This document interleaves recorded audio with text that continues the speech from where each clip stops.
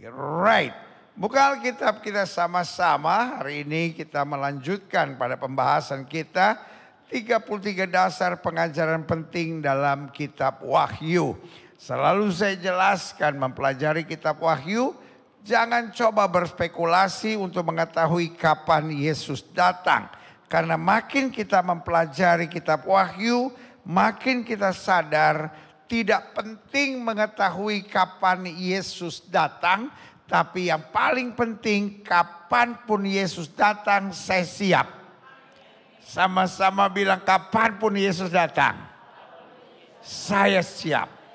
Berikan tepuk tangan ya meriah buat Tuhan. Hari ini kita masuk pada pembahasan yang asik. Di pembahasan ke-24 dan kita sedang membahas tentang sangkakala ke-7. 4 sangkakala pertama kita sudah bahas. Sangkakala ke-5, sangkakala ke-6 sudah kita bahas. Di antara sangkakala ke-6 dan ke-7 sudah kita pelajari Injil harus tersebar. Dan sekarang kita masuk sangkakala yang ke-7. Ada apa di sangkakala yang ke-7? Klik. Firman Tuhan bilang begini. Kita baca Alkitabnya terlebih dahulu. Wahyu 11 ayat 15 sampai 19. Sangkakala yang ke-7, nyanyian puji-pujian para tua-tua. Lalu malaikat yang ke-7 meniup sangkakalanya. Dan terdengarlah suara nyaring di dalam sorga. Katanya saatnya keluar semua bidadari-bidadari dari sorga. No. Alkitab kita tidak percaya di sorga ada bidadari. Yang setuju bilang, Gak usah sana kelihatan kecewa gitu loh. Ada bapak-bapak saya lihat saya. Oh jadi gak ada bidadari. No. Karena sorga dalam iman Kristen, malaikat yang ke-7 meniup sangkakalanya. Dan terdengarlah suara-suara nyaring di dalam sorga. Katanya, pemerintahan atas dunia dipegang oleh Tuhan kita. Dan dia yang diurapinya. Kristus, Mesias, Yesus. Dan ia akan memerintah apa? Sebagai raja. Sampai selama-lamanya. Saudara perhatikan enggak? Kesannya di sini. Ada dua yang disebut. Pemerintahan atas dunia dipegang oleh apa? Tuhan kita dan dia yang diurapinya. Banyak orang percaya, Allahnya orang Kristen 3. Saudaraku yang kekasih dalam Tuhan. Bahasa manusia yang terbatas tapi kemuliaannya luar biasa. Kalau saya jadi saudara sih saya pasti bilang amin nih. Bahasa manusia terbatas tapi kemuliaannya luar biasa. Kalau bahasa yang kita tangkap di sini, kesannya kok ada dua. Pemerintahan dunia dipegang oleh Tuhan kita dan apa? Dia yang diurapinya. Tapi kemudian kata gantinya bukan mereka. Kata gantinya apa? Ia akan apa saudara? Memerintah sebagai raja sampai selama-lamanya. Jadi jelas. Mau dibahas 2, mau dibahas 3. Ketiganya adalah satu. Dan dikatakan ia akan memerintah sebagai raja. Sampai selama-lamanya. Makanya selalu saya bilang, nabi boleh banyak, agama boleh banyak, rasul boleh banyak, juru selamat hanyalah Yesus Kristus Tuhan. Amin. Jadi iman Kristen percaya bahwa kita perlu menghargai iman orang lain. Orang Kristen nggak harus nyerang orang, jatuhin orang, menghina orang. Tetapi iman Kristen percaya kemudian yang akan menjadi penguasa segala-galanya adalah Yesus. Yang setuju sama saya katakan Yesus penguasa sorga. Jadi kalau semua orang bilang semua agama sama mengajarkan yang baik, amin. Tetapi iman Kristen percaya yang akan mengatur dunia ini pada akhirnya adalah Kristus. Makanya buat saya meninggalkan Kristus adalah kebodohan yang sangat parah. Yang setuju sama saya meninggalkan Kristus adalah kebodohan. Saudara di rumah ketik live chat saudara meninggalkan Kristus adalah kebodohan.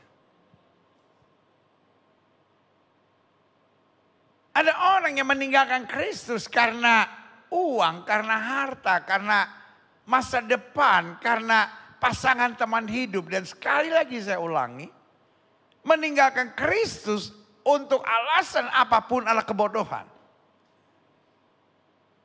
Iblis taruh dalam pikiran kita, oh it's okay, semua agama sama. Loh, memang semua agama sama mengajarkan kebaikan. Tapi Kristus menjamin keselamatan. Karena dia penguasa sorga dan dia pengatur segala-galanya. Yang setuju katakan yeah. Ayat yang kedua bilang. Ayat yang ke-16 bilang. Dan ke-24 tua-tua yang duduk di hadapan Allah di atas tahta mereka tersungkur dan apa? Menyembah Allah. Ayat yang ke-17. Sambil berkata, kami mengucap syukur kepadamu ya Tuhan Allah yang Maha Kuasa. Yang ada, yang sudah ada. Karena engkau telah memangku kuasamu yang besar. Dan telah mulai memerintah sebagai raja. Dan semua bangsa telah marah. Tetapi amarahmu telah datang dan saat bagi orang-orang mati untuk dihakimi. Dan untuk memberi upah kepada hamba-hambamu, nabi-nabi dan orang-orang kudus. Dan kepada mereka yang takut akan namamu. Kepada orang-orang kecil dan orang-orang besar. Dan untuk membinasakan barang siapa yang apa? Membinasakan bumi. Ayat yang ke-9, ayat selanjutnya. Maka terbukalah bait suci Allah yang di sorga. Dan kelihatanlah tabut perjanjiannya di dalam bait suci itu. Dan terjadilah kilat. Dan deru guru dan gempa bumi dan hujan es yang lebat. Saya selalu bilang. Orang yang mati hari ini. Tidak langsung sampai ke sorga. Langsung gini. By the way gereja mengucapkan selamat jalan buat ayah dari penatua kita Rahul dan istrinya Devina. Karena ayahnya pulang kembali ke sorga. Saudara-saudara. Berapa 2 hari yang lalu? 3 hari yang lalu? Friday. 3 hari yang lalu saudara-saudara. Tetapi kita percaya orang mati tidak langsung masuk surga. Nah kayaknya saudara nggak percaya nih. Saya selalu bilang orang mati dia ada di ruang tunggunya masing-masing. Ada ruang tunggu sorga, ada ruang tunggu neraka. Bahasa Alkitab bilang dia ada di pangkuan Abraham. Jelas sampai di sini? Kenapa? Karena setelah sangkakala sangkakala ketujuh berbunyi, baru sorga terbuka. Baru masing-masing berdiri di hadapan tahta Allah yang besar. Karena dia megang kuasa atas segalanya. Dan di saat itulah masing-masing akan masuk ke tempatnya. Karena kita masing-masing akan mendapat upahnya. Sama-sama bilang upah. Di dunia ini kita boleh hadapi penderitaan. Alkitab bilang setelah dewasa Musa menolak disebut anak putri Firaun. Karena ia lebih suka menderita sengsara bersama umat Allah. Daripada untuk sementara menikmati kesenangan dari dosa. Karena pandangannya ia arahkan kepada upah. Kenapa anak Tuhan selalu bergembira? Kenapa anak Tuhan selalu bersuka cita? Kenapa anak Tuhan selalu bersyukur? Bukan karena semua keadaan menyenangkan, karena bagi kita upah tersedia. Wuih. Yang setuju angkat tangan kanan sama-sama bilang sama saya, ada upah bagi saya. Makanya selalu saya bilang, meskipun kau sudah melakukan yang benar, tetapi engkau difitnah, engkau dicurangi, engkau dijahati, engkau diperlakukan hal-hal yang tidak menyenangkan, gak perlu bertanya sama Tuhan, Tuhan, kenapa saya harus lewati semuanya? Kenapa ada upah buat kita? Bagi saya air mata kita, tetesan keringat kita, perjuangan kita adalah investasi di kerajaan sorga. Sama-sama bilang saya punya investasi. Jadi kalau kita harus berjuang, it's okay. Jangan jadi orang Kristen yang baperan, apa-apa tersinggung, apa-apa kecewa, apa-apa marah, apa-apa mempertanyakan, why me? Why these things happen in my life? Anak Tuhan selalu percaya Tuhan saya baik. Katakan Tuhan saya baik. Katakan Tuhan saya baik. Ibu, apapun yang terjadi Tuhan itu baik. Bapak, apapun yang terjadi Tuhan itu baik. Adik-adik muda percayalah, apapun yang terjadi Tuhan Yesus itu baik. Berikan tepuk tangan yang meriah buat Tuhan. Karena ayat ini berkata, maka terbukalah bait suci Allah di sorga. Dan kelihatanlah tabut perjanjian dalam bait suci itu. Dan terjadilah kilat. Dan deru guru dan gempa bumi dan hujan es lebat. Klik. Wahyu 11 ayat 12. Dan orang-orang itu mendengar satu suara yang nyaring dari sorga berkata kepadaku, naiklah kemari. Lalu naiklah mereka ke langit diselubungi awan. Disaksikan oleh musuh-musuh mereka. Oke. Orang mati ada di ruangan tunggu untuk masuk surga. Lalu pertanyaannya, bagaimana kita yang hidup? Tuhan yang tunggu? No. Ketika sangkakala berbunyi, orang benar akan naik ke surga kemuliaan Tuhan. Itu yang disebut masa pengangkatan. Klik. Saya mau sudah ngerti ayat-ayatnya dulu. Ada banyak orang yang bilang, pendeta-pendeta yang ngajarin pengangkatan, nggak punya dasar firman Tuhan yang jelas. 1 Tesalonika 4 ayat 16-17 bilang, sebab pada waktu tanda diberi, sangkakala yang ketujuh, yaitu pada waktu penghulu malaikat berseru dan sangkakala Allah berbunyi. Sangkakala keberapa? Ketujuh. Maka Tuhan sendiri akan turun dari sorga. Dan mereka yang mati dalam Kristus, dikatakan apa saudara? Akan lebih dahulu bangkit. Sesudah itu, kita yang hidup, yang masih tinggal, apa saudara? Akan diangkat bersama-sama dengan mereka dalam awan menyongsong Tuhan di angkasa. Demikianlah kita akan selama-lamanya bersama dengan Tuhan. Pertanyaan saya, kalau kita lagi di gereja kita diangkat, haleluya. Setuju? Tapi kalau saudara seorang pilot yang takut akan Tuhan, kalau saudara diangkat, bagaimana pesawatnya? I don't know. Kalau saudara supir bus, makanya kalau saudara naik pesawat, lalu saudara dengar, di sini kapten pilot Anda, Muhammad Jalaluddin, bersyukurlah. Kalau terjadi pengangkatan, lu nggak diangkat, tetap aman tuh pesawat. Tapi kalau pilotnya Christian Tarigan, ya. Make sure hidup sudah benar. Kalau diangkat sudah ikut. Kalau enggak, ketinggalan saudara-saudara. Saudara bisa bayangkan enggak? Kalau pilot Kristen diangkat, lalu kapal crash. Lalu kalau, apa itu namanya? Driver Kristen diangkat, lalu tiba-tiba mobil tabrakan. Saudara bisa bayangkan, waktu hari itu akan ada chaos yang besar. Setuju? Dan apa yang terjadi? Ada satu berita besar. orang Kristen penyebab chaos besar ini. Setuju? Dari situlah masa aniaya. Jadi saudara bisa lihat hubungan satu sama lainnya ya. Ya ilah, gue pikir ngerti. Manggut kayak amen kayak. Saudara bisa lihat nggak?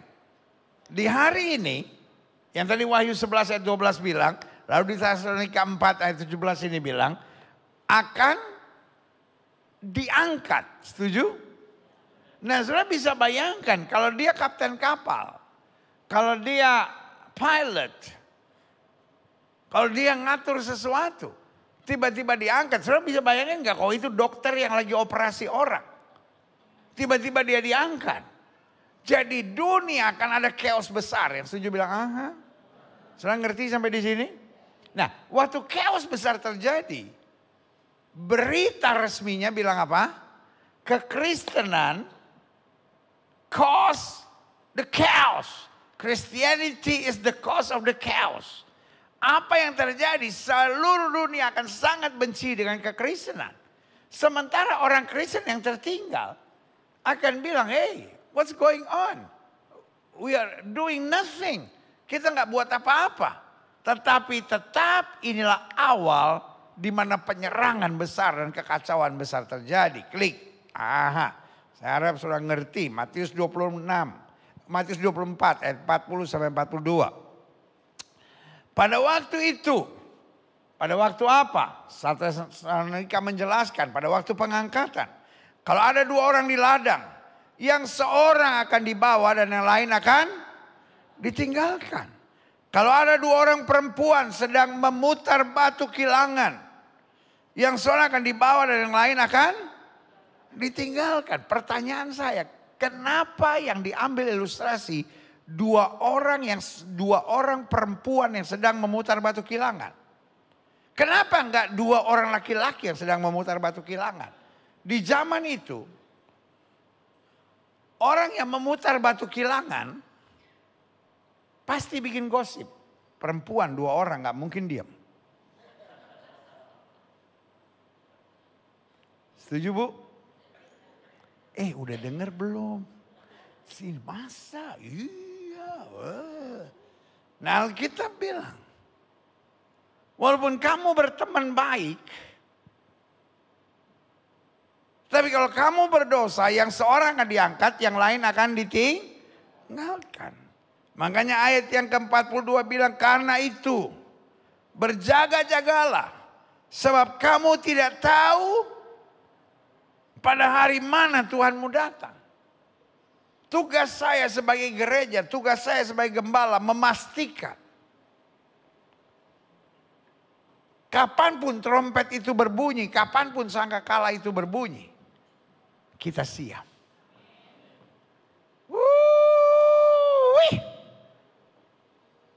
It's okay menghadapi air mata. It's okay menghadapi tantangan. It's okay menghadapi hal-hal yang menyakitkan. Kita selalu ingat semuanya itu adalah upah yang Tuhan sediakan buat kita. Yang setuju sama saya bilang Tuhan tidak pernah salah hitung. Karena apa yang dilihat Tuhan bukan yang dilihat oleh manusia. Tuhan melihat hati. Manusia melihat luarnya. Amin. Waktu manusia bilang lu benar, lu salah, belum tentu benar. Tapi kalau kita tahu jalan kita benar, kalau kita tahu hati kita bersih, kalau kita tahu motivasi kita murni, Tuhan akan mengubah segala kutuk menjadi berkat buat hidup kita. Katakan amin. Klik. Nah, Sinode GBI percaya masa pengangkatan itu terjadi sebelum masa aniaya. Kemarin saya sudah jelaskan masa penderitaan, masa pemurnian. Lalu setelah itu ada masa aniaya. Nah dasarnya 1 Tesalonika 5 ayat 9 ayat yang ke-9. Allah tidak menetapkan kita untuk ditimpa murka. Tetapi untuk beroleh keselamatan oleh Yesus Kristus Tuhan kita. Dasar inilah, jadi kan sekarang nih banyak perdebatan di YouTube A, B, pokoknya orang ngomong ini debat.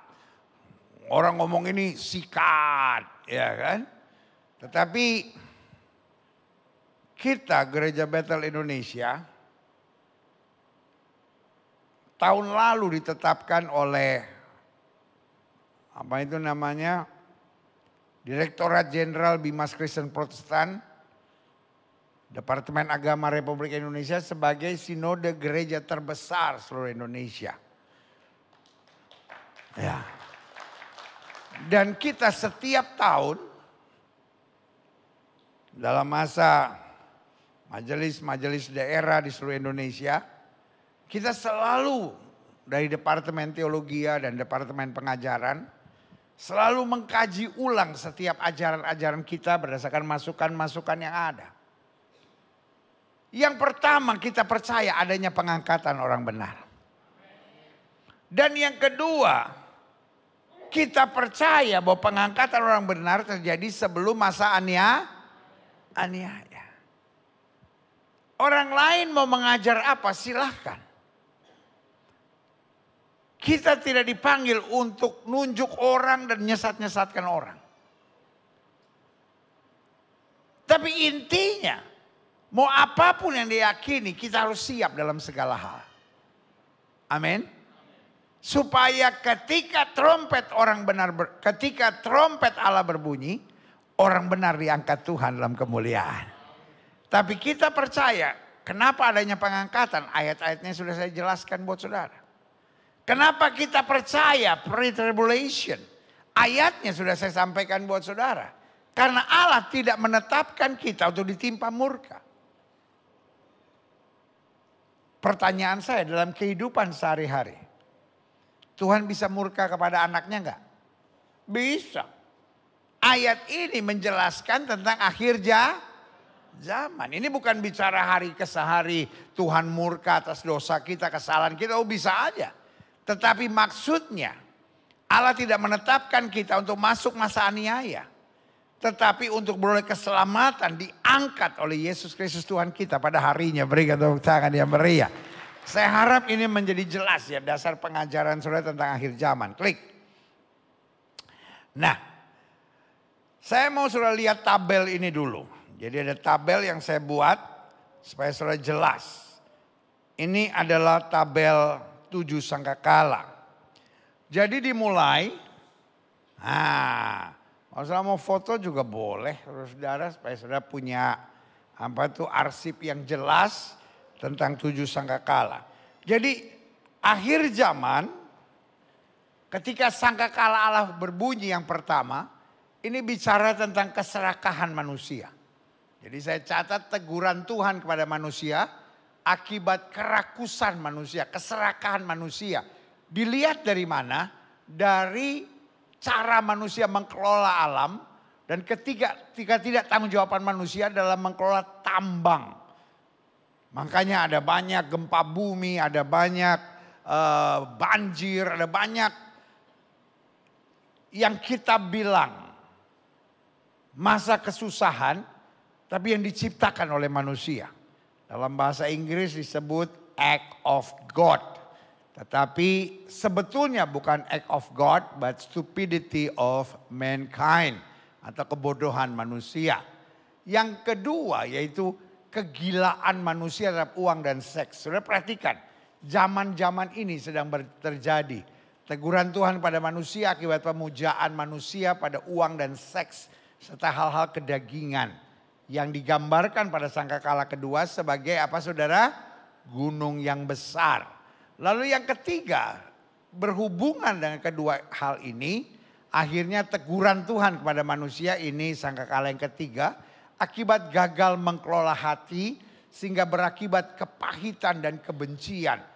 Dan akhirnya kenapa orang jadi lesbian, kenapa orang jadi homoseks, kenapa orang lari ke narkoba. Nah ini masanya karena manusia nggak mampu memulihkan hati. Manusia mudah melarikan diri. Lalu yang keempat, adalah teguran Tuhan pada manusia akibat semakin mempercayakan diri pada kekuatan-kekuatan supranatural. Jadi dari dosa atau kebodohan manusia di sangkakala yang ketiga, yang muncul dua aliran. Aliran pertama orang-orang yang lari ke narkoba, orang-orang yang lari ke seks bebas, orang-orang yang lari pada kegilaan dunia ini. Jadi LGBT lah, aneh-aneh lah. Sebagian lari pada kuasa-kuasa kegelapan. Dulu kalau kita bicara dukun, paranormal, itu cuman orang TBC yang ada di gunung-gunung. Cucu mau cari apa, ya kan? Tapi sekarang mau kota besar, mau luar negeri, mau New York, ya kan? Orang lari percaya pada kuasa-kuasa kegelapan. Masuk sangkakala yang kelima itu apa saudara, yang disebut sangkakala kelima dimulai dengan sebuah bintang yang jatuh. Apa itu bintang yang jatuh?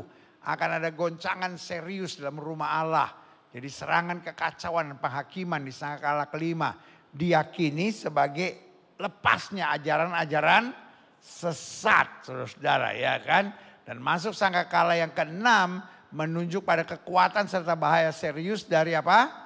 Kemunafikan. Orang makin hari makin munafik. Orang dulu kalau nyebut nama Tuhan takut berbuat yang aneh-aneh. Orang sekarang astaga, berzina pun pakai nama Tuhan. Ada bapak-bapak di sini yang berzina, kalau istrinya tanya, "Kamu berzina ya?" Sumpah dalam nama Yesus. Tidak. Waduh. Alkitab bilang orang menjalankan ibadah tapi memungkiri kekuatannya. Orang pelayanan-pelayanan lalu berzina, berselingkuh. Dan ini yang terjadi di akhir zaman, banyaknya muncul apa? Kemunafikan. Baru yang ketujuh, bukan sangkakala ketujuh tapi saya sebutnya masa antara. Di antara sangkakala ke-6 dan ke-7 ada masa, kata Alkitab apa saudara? Kitab terbuka. Masa di mana Injil tersebar sebelum tiba apa? Kesudahannya. Nah, saya yakini kalau sudah tanya sama saya, where we are right now, saya percaya kita sedang ada di nomor 7 atau masa antara. Kalau sudah tanya sama saya, apa dasarnya? Karena 1 dan 6 sudah kita lihat di sekitar kita. Setuju? Ya enggak. Setuju? Aha, setuju saudara-saudara? Sangkakala 1 sampai sangkakala 6 sudah semakin nyata. Dan sekarang saatnya Injil tersebar. Makanya selalu saya bilang kita harus memberitakan Injil. Sama-sama bilang saya harus memberitakan Injil. Waktunya sudah semakin singkat. Pastikan hidup kita jadi terang, hidup kita jadi berkat. Selalu saya bilang, kalau anak Tuhan sudah nggak bisa jadi berkat, anak Tuhan sudah nggak bisa jadi terang. Kalau garam itu sudah tidak asin lagi, maka dia akan dibuang dan diinjak-injak orang. Kalau kita orang Kristen sudah nggak bisa jadi teladan, dunia mesti lihat siapa? Kalau orang Kristen rumah tangganya ribut, kalau orang Kristen apa-apa tersinggung, orang Kristen apa-apa kecewa, orang Kristen juga maki orang Kristen juga minum mabuk, judi, orang Kristen juga berzina, berselingkuh, orang Kristen juga ngelawan orang tua, orang Kristen juga pacaran, lakukan hubungan seks sebelum nikah. Pertanyaan saya, dunia mesti lihat siapa? Mesti lihat siapa, saudara-saudara? Yang setuju sama saya taruh tangan kanan di dada dan bilang mesti lihat saya. Karena orang gak bisa lihat Kristus, kampungan. Kampungan kalau hari ini bilang, oh jangan lihat saya, lihat Yesus. Yesus gak kelihatan bos. Orang melihat perbuatanmu yang baik dan memuliakan Bapamu yang di sorga. Tapi kalau orang melihat perbuatanmu yang ngaco, orang akan mengutuk Tuhanmu yang di sorga. Sama-sama bilang, saya akan dipakai Tuhan. Oh, saya akan dipakai Tuhan. Oh, saya akan dipakai Tuhan. Berikan tepuk tangan yang meriah buat Tuhan. Baru memasuki masa yang ketujuh, ya kan? Sangkakala yang ketujuh mulainya pemerintahan Allah. Orang benar akan diangkat. Amin. Jadi saya harap saudara bisa punya gambaran yang jelas tentang keadaan dunia melalui 7 sangkakala. Klik. Nah, saya catat di sini sangkakala ke-7 adalah sangkakala kemenangan. Sama-sama bilang sangkakala kemenangan. Klik. Nah, masa ini disebut sebagai the great reunion. Tetapi juga masa di sini disebut sebagai the rewards time. What is great reunion? Selama di dunia, kita akan mengalami losses. Kita akan mengalami kehilangan. Istri ditinggal mati oleh suami. Suami ditinggal mati oleh istri. Anak ditinggal mati oleh orang tua. Orang tua ditinggal mati oleh anak-anaknya. Betul saudara? Tetapi sangkakala yang ke-7. Kita semua dikumpulkan dalam awan kemuliaannya. Berikan tepuk tangan yang meriah buat Tuhan. Pertanyaan saya. Kalau ada orang mati, orang Kristen boleh nangis nggak? Hari-hari ini ada 2 aliran gereja. Kalau saudara masuk rumah duka, lalu semua pakai baju hitam atau baju putih, terus mukanya sembab semua, itu aliran yang boleh nangis. Tapi ada juga, kita kan pendeta saudara. Sering ada di rumah duka. Itu saya kalau ke rumah duka Pluit. Kadang-kadang kalau saya datang. Enggak ke satu ruangan. Lantai 4, lantai 2, lantai 1. Sampai orangnya bilang. Kunjungan Pak. Banyak yang mati. Pak Pendeta. Loh kok di sini? Tante saya meninggal, nanti ke situ ya. Jadi satu ruangan yang saya datangin untuk khotbah. Tapi 4 ruangan lainnya kunjungan. Jadi lama-lama saya belajar. Oh rupanya ada 2 aliran. Aliran pertama aliran yang teduh-teduh, muka sembab. Aliran yang kedua, sampai saya kaget. Suaminya mati, istrinya, haleluya, Pak Gilbert, suami saya udah di sorga, Tuhan baik. Darah Yesus, haleluya, puji Tuhan Ibu. Walaupun ketawa saya juga berat. Masa orang mati dia bilang glory ya kan. Tapi memang ada aliran yang bilang gak boleh nangis. Kita harus bersuka cita. Buat saya percaya dua-duanya. Apakah kita harus bersuka cita? Yes. Karena dia udah senang di sorga. Tapi apakah kita menangis? Buat saya normal. Tapi kita menangis. Bukan karena dia mati. Tapi kita menangis karena kita berpisah sementara. Setuju saudara?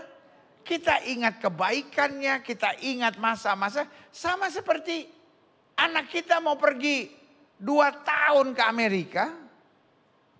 Orang kaya gak nangis. Kenapa? Kapanpun dia bisa berangkat ke Amerika. Kalau nangis di bandara pasti orang susah. Percaya saya saudara-saudara. Kalau sudah lihat orang nangis di bandara. Anaknya mau pergi ke Amerika. Terus kita tanya, Inang kenapa menangis? Anakku 3 tahun mau berangkat ke Amerika. Iya. Karena anaknya juga ke Amerika beasiswa. Kan kalau orang kaya gak nangis. Dia kangen dia terbang sehat. Ya kan 2 hari kemudian nyampe. Ya kan. Anaknya kangen anaknya terbang. Nyet kaya. Kaya. Ada orang susah. Anaknya ke Medan aja susah didatengin. Ngerti gak saudara? Jadi ini yang saya bilang, apa kita menangis? Ya, kita mengingat masa-masa indah. Kita mengingat kita tidak bisa bersama-sama lagi. Tetapi apakah kita nangis seperti orang dunia? Tidak. Karena kita tahu ada the great reunion. Kita akan bertemu bersama dalam kemuliaan. Berikan tepuk tangan yang meriah. Karena hidup Kristen gak ada konsep bidadari. Pak, sampai di sorga nanti, sangkakala Allah berbunyi, engkau akan dikumpulkan bersama istrimu lagi. Astaga pendeta. Dia lagi pendeta. Bu, sampai di sorga nanti, engkau akan berkumpul kembali bersama suamimu. Dan ibu-ibu gak ada yang bilang amin kan? Kenapa dia mikir astaga diomelin lagi gua. Tidak bu.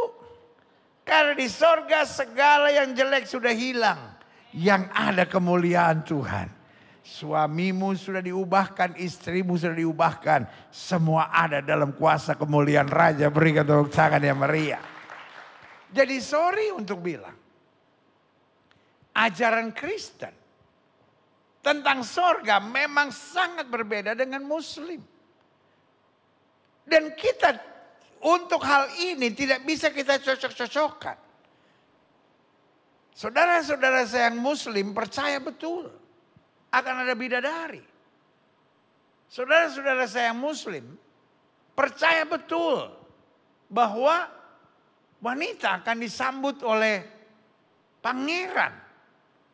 Bu, sampai di sorga engkau disambut suamimu. Lihat ibu-ibu gak ada yang bilang amin. Pak, sampai di sorga engkau disambut istrimu, mertuamu, anak-anakmu dalam sukacita sorga yang luar biasa. Berikan tepuk tangan yang meriah buat Tuhan. Amin. Nah, saya catat di sini. Klik. Ini yang saya catat, ada 4 hal luar biasa tentang sangkakala yang ketujuh. Yang pertama, orang-orang percaya dikumpulkan kembali bersama orang-orang yang dikasihinya. Suamimu yang sakit jantung tidak sakit jantung lagi. Suamimu yang kasar tidak menjadi kasar lagi. Suamimu yang pelit tidak pelit lagi. Istrimu yang cerewet tidak cerewet lagi. Istrimu yang suka ngambek, gak ngambek lagi. Tetapi kita semua mengenakan roh yang baru, roh surgawi dalam anugerah kuasa kemuliaannya. Berikan tepuk tangan yang meriah. Yang kedua, apa yang terjadi? Orang-orang percaya menerima upah mereka. Karena itu selalu saya katakan, anak Tuhan selalu bersyukur. Ku mau selalu bersyukur. Selalu bersyukur. Amin. Kenapa? Karena kalaupun saya belum menerimanya di dunia, itu investasi saya di sorga. Anak Tuhan tidak perlu mengeluh. Saya belum melihatnya sekarang. Tapi engkau punya tabungan besar di sorga bagi kemuliaan kerajaannya. Berikan tepuk tangan yang meriah. Yang ketiga, kenapa sangkakala Allah yang ketujuh ini luar biasa? Karena bumi akan menerima penghukuman mereka. Dan we are not created. Kita tidak diciptakan Tuhan untuk menderita, kata Alkitab. Untuk menerima murka Allah. Murka Allah yang mana? Murka Allah yang terakhir ini. Bumi akan menerima penghukuman mereka seperti terjadi di zaman Nuh. Nuh memperingatkannya. Dan kalau sudah tanya sama saya, maka saya akan bilang, inilah zaman itu. Kita semua dipanggil untuk memperingatkan dunia ini. Yang setuju bilang, aha. Akhir zaman akan tiba. Lalu kemudian semua ajarannya mulai aneh-aneh. Oh it's okay. Nanti ada bidadari, nanti ada makanan-makanan enak.